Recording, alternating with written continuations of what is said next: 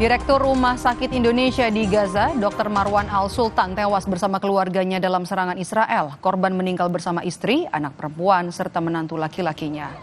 Direktur Rumah Sakit Indonesia dan keluarga meninggal akibat serangan udara Israel yang menghantam kediamannya di sebelah barat kota Gaza pada Rabu waktu setempat. Menurut Kepala Departemen Keperawatan di Rumah Sakit Indonesia, jenazah Dr. Marwan Al-Sultan, istri, anak perempuan, serta menantu laki-lakinya sudah tiba di Rumah Sakit Syifa.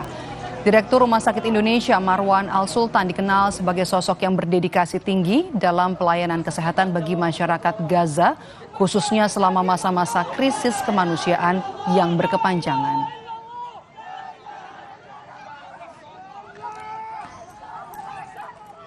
Dan selesai sudah Kompas Petang untuk hari ini. Saya Tifal Solesa. Dan saya Maidop Elfrina. Berterima kasih. Sampai jumpa.